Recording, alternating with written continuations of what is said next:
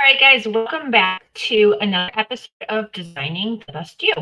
Before we get started, I want to encourage you that if anything resonates with in this episode resonates with you or any other episode, head to the link in the show notes, join our email list and communities, and always please share with others. I don't say that for my own purpose, my own good.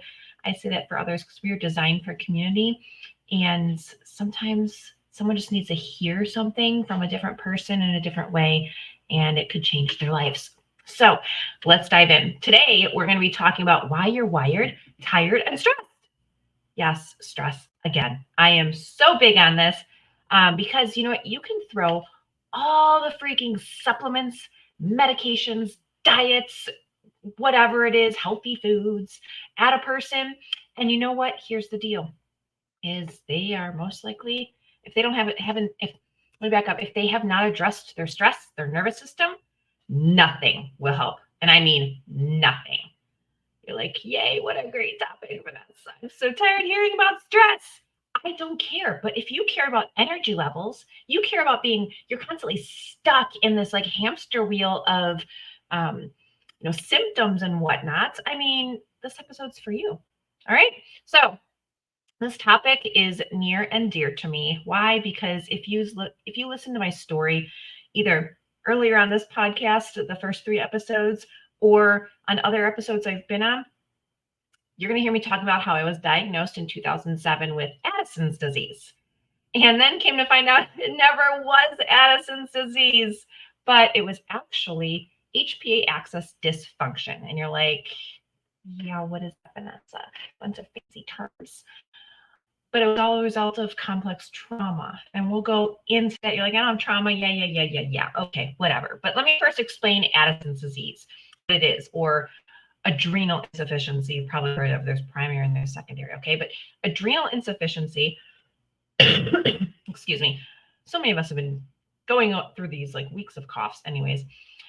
Adrenal insufficiency occurs when the adrenal glands don't make enough of the hormone cortisol. Okay. You have 2 adrenal glands. They sit right on top of the kidneys. Okay. And they work with the hypothalamus and pituitary glands, which are right in the middle in your brain. Okay. And the adrenal glands produce the cortisol. Okay. And what cortisol does is it does so many things, but it helps break down fats and proteins and carbs, those macronutrients, okay, in your body. And it also controls blood pressure and blood sugar and it affects how your immune system works. So it's got a lot of cool things that we kind of need, right? Okay. Typically, Addison's is diagnosed with blood and urine tests. I found they aren't incredibly accurate because I like to dive deep, but I digress. And then it's treated with lifetime of steroids such as prednisone, hydrocortisone, fludrocortisone, any combination of those. Okay. Now, here's what I want to preface, and I want to make sure you understand is this disease, Addison's disease, is very rare, like 1 in 120,000 people. Okay. But unfortunately, it's being diagnosed a lot more. And I don't like seeing this. I literally, I could use some very strong words here, but I'm not going to. I don't like seeing it now that I know that HPA axis and trauma and stress are so intertwined. And most practitioners I've even talked to out there don't correlate those. They're just like, but it says in the blood test, but it says in the urine test, and they say they've had, some issues in life and blah. Okay, whatever. It's genetic. No, it's not. Blah, blah, blah. Okay. That's Addison's disease. Now, another term that people like to just throw around, and I've done it before too, so I'm not going to push myself out of this category, is adrenal fatigue. And again, it relates back to adrenal insufficiency. And it's so incredibly rare that the adrenals are so tired that they can't produce their hormones. Now, it's not just cortisol they produce other hormones, okay? But here's the thing. The adrenals don't actually fatigue. That's like saying my stomach got worn out. So why isn't there like the stomach fatigue? Or my brain got worn out. So why isn't there brain fatigue? And I can go on and on, or heart fatigue, or whatever you want to call it, right? But what we do have is what's called the HPA axis, where the adrenals are the A. Okay. The other 2 organs on this axis are hypothalamus and pituitary. They're both brain glands. Okay. So the way it works is the hypothalamus is on top, and the pituitary gland, the hypothalamus senses a stressor. and then sends a message to the pituitary gland. Okay. And then that sends a message to adrenal saying, hey, let's release some cortisol. The body needs some help. So when I see clients with really high levels of cortisol, I'm like, so what stress are you dealing with in your life, right? Because there's always a feedback between those glands. It's just going to go hypothalamus, it's going to go pituitary, it's going to go adrenals. We'll talk about other things that it affects as well, back to the hypothalamus. And what happens is there's an issue between, like a feedback issue between those glands, whether it's coming down the path or whether it's going back up the path or a combination. Okay. And you're like, okay, Vanessa, this is really in the details. I don't need medical terminology. I don't have the brain capacity right now to even understand that. Let's go to a 50,000 foot level. Let's bring it up a notch here. Okay. A couple notches. So basically, if you're having HPA axis dysfunction, this is what you're going to be experiencing. Okay. So there's four main factors that come from HPA axis dysfunction. And the first one is pretty hefty, and a lot of us know this, is perceived stress. Many of you have experienced perceived stress. Okay, let's go back. All of you have experienced perceived stress, okay? And it's not just like the bear running and blah, blah, blah, blah type thing. But let's say you hear it through the grapevine at work that a bunch of people are going to be laid off in a restructuring coming up. Your body responds in the way as if you were actually like running from something, a bear, a tiger, a lion, I don't know, an X, I don't know, whatever, okay? That whole story, all right? So that's perceived stress. We create these stories in our heads that, let's be honest, we create these and craft these beautiful stories in our head that all these things are going to happen, these fears and whatever you want to call it. And how many times does that story come to fruition? Usually zero. Maybe like a small part of it does, but like the whole story never does. Okay, so whatever. Then you have dysregulated blood sugar. We see spikes in blood sugar that people typically have if they're on the way to developing diabetes or already have it. Okay. And I see this a lot. I see a lot. People are like, I don't have diabetes. Oh, well, you're on the way. No, I'm not. Okay, whatever. All right. And then later down the road, they're like, oh, yeah, okay. The third one is circadian rhythm disruption. Now, I do want to preface here, if you're working second or third shift, first of all, thank you. Typically, these are like medical workers. They're maybe covering machining shifts or doing those type of things. And I know that's, gosh, we couldn't run our world without those shifts. So I know you guys are struggling a little bit more with this part of it than other people. But here's the deal, is like the brain has a really hard time dealing with light exposure, especially when it's not supposed to. Like, for example, we live in these bright cities these days. Like if you're in a loft in a downtown city like Chicago or New York or LA or something like that, here's the deal. Like those lights don't turn off when at like 10 o'clock and everyone's supposed to go to sleep. They're always on. Okay. It's like, hey, nightlife all the time, right? So those lights affect us. So do things like our cell phones, our tablets, our computers, our TVs, the blue light devices, right? Because here's the deal, is the reason it affects our brain, and the brain has a hard time, is like we're not waking up and going to bed with the sun. Now I know, like if you're listening to this when it first releases, we just experienced daylight savings time in most of the country in the United States, and like that's hard. Who wants to go to bed at 4 o'clock when the sun's like toast now? I don't know. I mean, some days, but that's the deal, right? So inflammation is the next one, okay? Inflammation, I mean, I could go into it's such a large category, but it's basically it's the basis of all disease. And you're like, well, you said stresses. Yeah, stress creates inflammation and but anyways, okay, those are the four factors excuse me, in my book that that lead to the HPA axis dysfunction. Okay. Those are the causes. Now you're like, okay, great, Vanessa. Like maybe I have some of those, but what does that mean? Well, guess what? I'm going to tell you what the symptoms are when the system, this HPA axis, is in dysfunction. Okay. I don't separate systems in the body, but this is a system and it does affect other systems. For example, the brain. You have depression, you have anxiety. I see a lot of complex PTSD, chronic fatigue, fibromyalgia. I don't know if you guys know much about it, and if you experience it or you know about it, you know it's neurological and body. It like it sucks, okay? If you have chronic migraines or regular migraines, again, guys, these things are not normal. Let's look at the digestive system. I see a lot of IBS, dysbiosis, which is more bad bacteria in your gut than good bacteria. We have to have a balance, okay? It's an imbalance in our system. Things like H. pylori or candida, which is yeast. We have gluten sensitivities. I could go on. All right. Then you have metabolic parts of our system. Heart disease, you see, is diabetes, obesity, thyroid, and adrenal issues. Those all affect our metabolism. Okay. And we have issues with that when our HPA axis is just, it's out of balance. It's way out of whack. Reproductive. A lot of you are coming to me with PCOS, low testosterone, menstrual irregularities, infertility. Y'all, PMS, like you shouldn't have massive issues during like your PMS cycle, like during that week before. Like you shouldn't have such debilitating pain that you can't stand up. You shouldn't have like such exhaustion that you know, whatever. Anyways, skin. Yes, skin is a system, right? You have rashes, you have hives, you have rosacea. Okay. Nervous system, you're on high alert all the time. You can't calm down. It's that wired, right? I mean, the list could go on. I could go through every single freaking system in the body if I wanted to, but I'm not going to exhaust you with that. But those are the main things that I do see in my practice. Okay.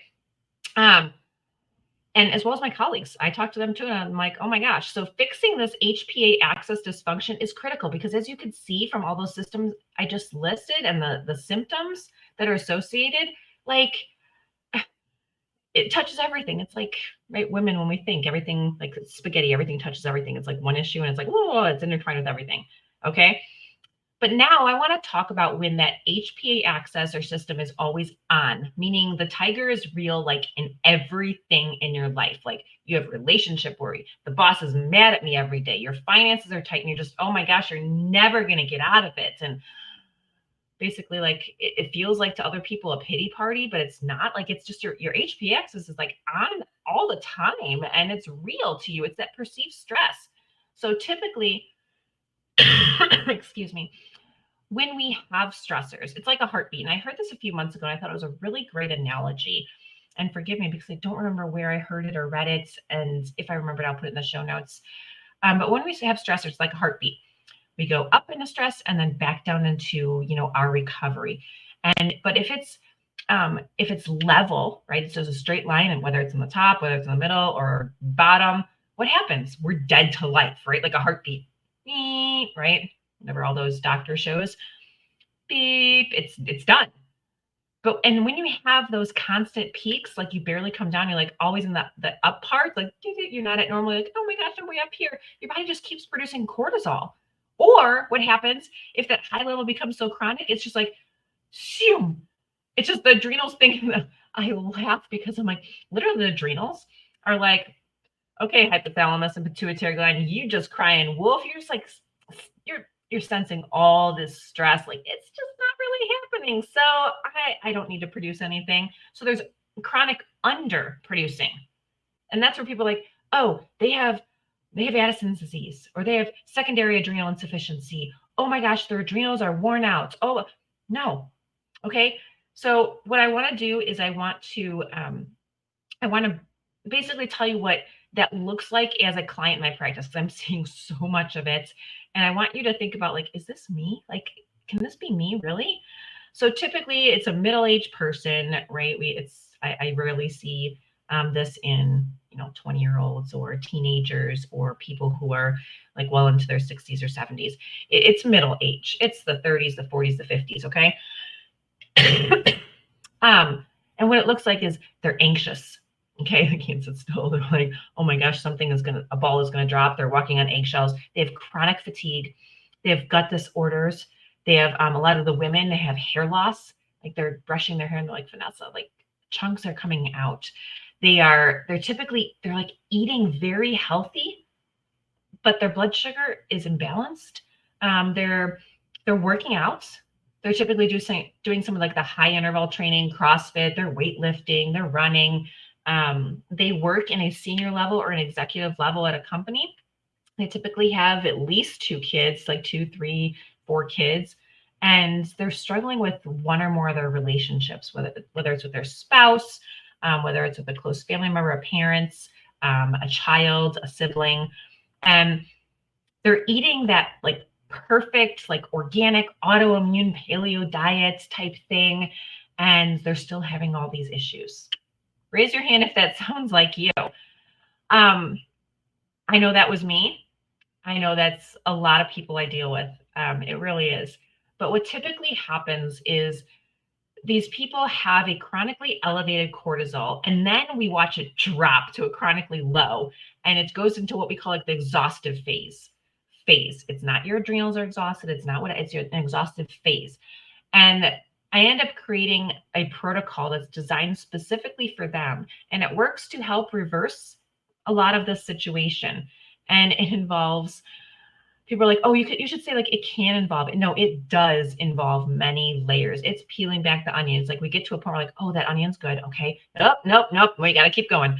But what it does is it's such a beautiful thing to watch. It's hard at first because you're like, oh, just keep going. Like there's another layer. And like, but it brings them back to life. Like they're able to do their hobbies.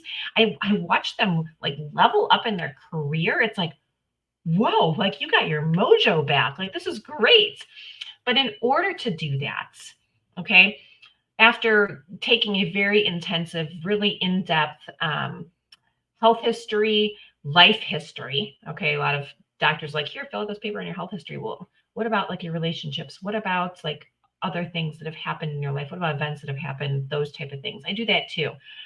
And I've got your list of symptoms, right? We just went through a bunch of those symptoms.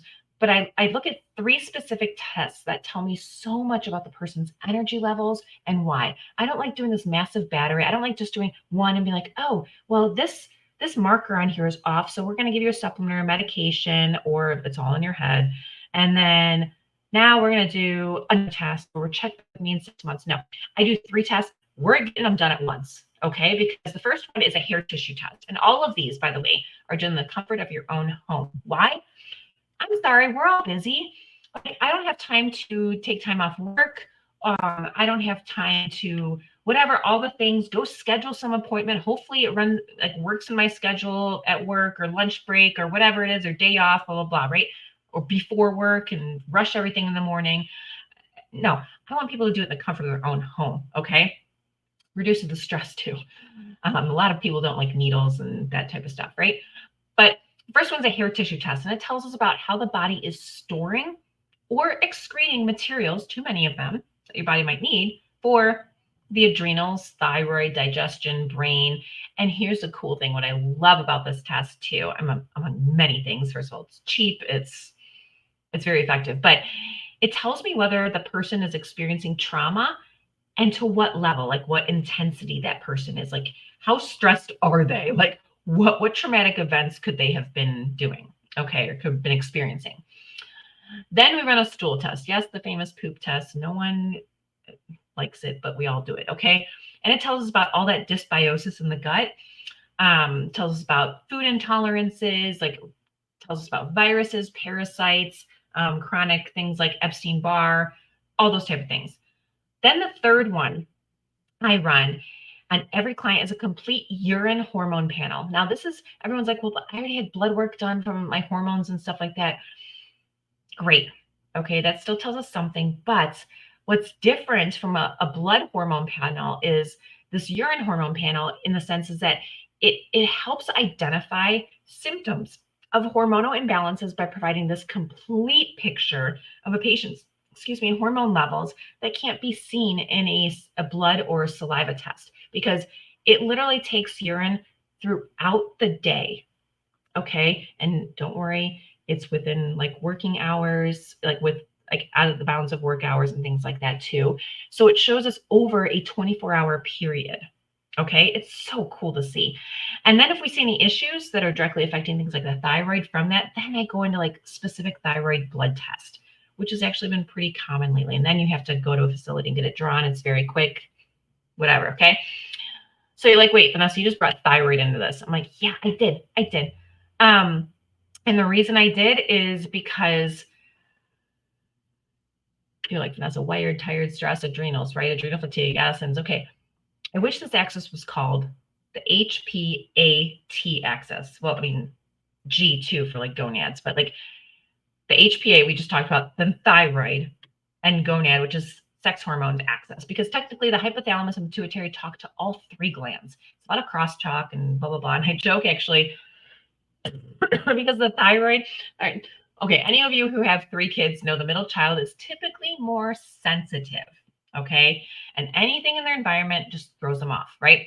The thyroid is that middle child, the extra sensitive child. Something happens in the gut, up the thyroid's off. There's a perceived stress sense, up the thyroid's off. Lack of sleep for days on end, the thyroid's off, and so on, okay?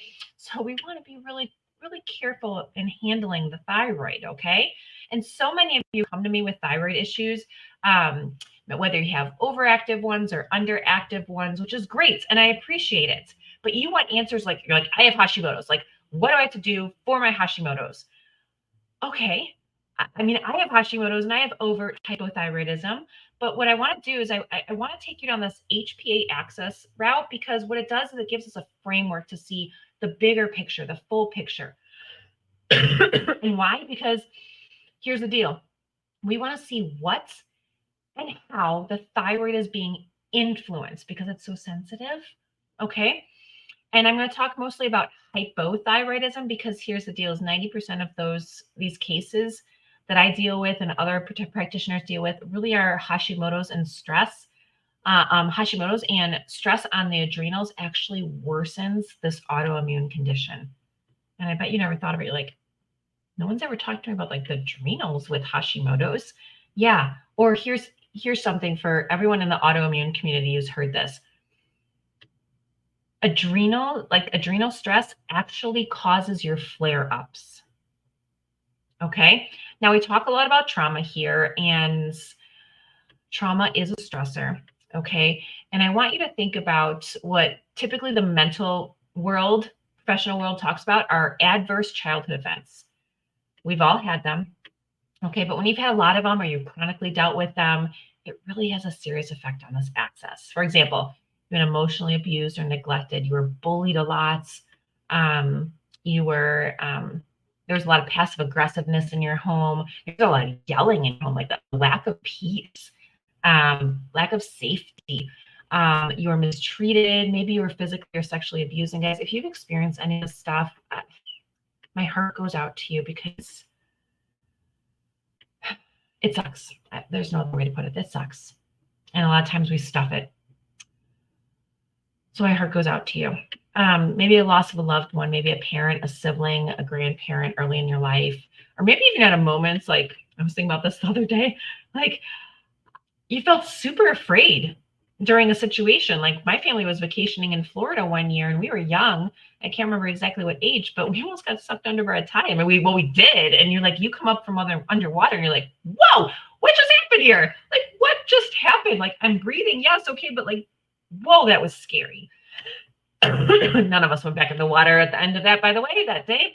But having a bunch of those adverse effects, and please, you can Google ACEs or adverse childhood events, and you can see like what your score is. But a bunch of these added up over your lifetime, like puts a lot of stress in our bodies. You know, I challenge you again to read The Body Keeps Score. I'll link that in the show notes. It's intense. But the body really does hold all of this stress and creates all of our health issues. Okay. So how do I know a person has HPA axis dysfunction, and how do I go about guiding? I never treat. I do a self-care opt-in model. I never treat and I never diagnose, guys. Okay. Yes, I'm a practitioner. I do not do those things because I go about guiding and empowering people to design the healthy life, which is career, mental, relational, all the things. Design that healthy life that they were designed for. Okay. And that could be you. All right. Now, what I don't do is I do not, like I said earlier in the episode, focus on giving anyone a list of supplements who has HPA axis dysfunction. It does not work at all, ever. If you have HPA axis dysfunction, stress and the nervous system has to be worked on first. And it is a long process, guys, and you have to be dedicated to it. No one ever likes hearing it, including myself. There's the stressors I cannot take away. You cannot take away some of these either, right? You can't take away your job. You can't take away your boss. You can't take away some of your finances and whatnot, situations going on in your relationships. You can't control another person, right? But I can teach you how to respond to them. But here's the thing I tell all my clients is you got to be open and you got to be willing to listen. Okay. You have to. And then you have to be willing to act. You have to be willing to try things. Okay. You have to. All right. There's no one right way. We don't know how your body's going to respond. We don't know how your mind's going to respond. We don't know all those things. But if we don't try and we don't have an open mind, it's not going to work. Sorry. But not sorry. Some things you can do. You can delegate tasks at work and home. Come on, we have kids, we have spouses. You can't do it all super moms out there. Come on, you can't do it all, you super leaders out there. Like, delegate those things. What do you think a true leader is? Someone who is able to teach another person a task and load it off of them so that person then can level up. Right? We do with our kids. Now, I'm not going to give a 2-year-old something I would give an 8-year-old to do, but I can give an 8-year-old something at his age level. Okay. I can give an employee or a coworker something that I know that they probably can handle. I might not want to let go of it, but I can, right? Set some boundaries in your relationships. Tell your boss how you feel. Guys, they're human too. They have things they're going through. Okay. Go to them and don't like play the pity party or the victim party, but like say, hey, gosh, I am dealing with X in my home life right now, and it is affecting my work. And I don't know what to do about it. I know I need to delegate some tasks. Can you help me? Most people will be like, great, you came to me. Thank you. Right. Meditate.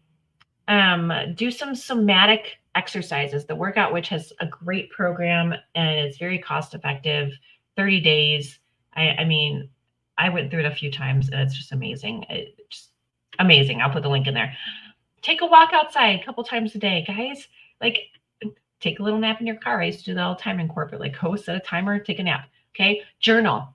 You can get a lot out in journaling. You can solve a lot of problems with walking and journaling. Okay. One of my favorites lately has been, and I've put it before in the show notes and I've talked about it, and Apollo, they'll be coming on too. But the Apollo wearable is a device that sends specific vibrations to you in your nervous system to calm it down, to recover from a stressful event or discussion, give you a burst of energy. Like, literally, they have a wake up mode that quietly wakes you up versus the alarm that we all hate, like beep, beep, beep, whatever your alarm is, or a shock, like you're getting vibrated or something like that. It eases you into your day, and it's great. It also gets you into a restful state for sleep, because a lot of us being wired but tired, we're like, oh my gosh, our minds are going nonstop, and oh, we can't. It really helps calm you down. And then when you wake up in the middle of the night, it actually senses that and helps guide you back to sleep so you're not like wide awake. It has been amazing for me. It's improved my recovery, my heart rate variability, so many things. But the link will be in the show notes. There's also a discount in there too. Another stress reduction that I think we all need more and more of includes but no one out there, don't lie to yourself and don't try and be that person, can watch a video of a baby laughing and not at least smile. We all need more laughing in our life. I watch my kids and they laugh at, in my opinion, the dumbest stuff, but they laugh. It gives them this release of oxytocin, and it's so great. We all need so much more of that. Look at cute animals. Okay, play with your dog or your cat or whatever. Like, just get more of it. Get on the floor, be with your kids. Laugh at some of the stuff. Open your mind to it. At what age did we stop doing that stuff? Stop having fun? Yes, we have adult tasks and we have adult things to do and pay bills and whatnot. But I mean, come on, So anyways, if you, excuse me, if you truly want to heal, as scary as it can be, because a lot of us, if we've been traumatized or we've dealt with this stuff for so long, we're like, who's the person I'm going to be without these symptoms? What is life like not being on high alert? Like, is this like relaxing thing or this parasympathetic thing? Like, is that good? Or am I going to be seen as lazy? I just want you to know you're not alone. Okay. This is the work God has called me to do. Okay. And the first step to getting clarity on what's going on with your body is to create trust with whoever you're dealing with. And if you want that to be with me, great. There's a 30-minute call link in the show notes. I never want anyone to feel like they're jumping in a relationship, they're forced or whatever, just because they're, this endocrinologist or they're this whatever gastroenterologist over here, without feeling safe and in a space where they're able to ask questions and share things. I don't even care how many times you get on the call with me. I mean, well, I do to a point, but you know what I mean? Like, I want you to feel comfortable. Okay. Again, the link is in the show notes, and please don't wait on this stuff because I spent over 15 years trying to do all the things on my own. Most of the time I was making things worse. As many of you probably are too, unintentionally just trying things. But I want to lessen that stress and time for you because you deserve more in this life than managing your symptoms day in and day out at home and at work. It's a full-time job, not two full-time jobs doing that, right? You deserve to uncover the root causes to your symptoms and design the best you that this world so desperately needs. All right, guys, until next time.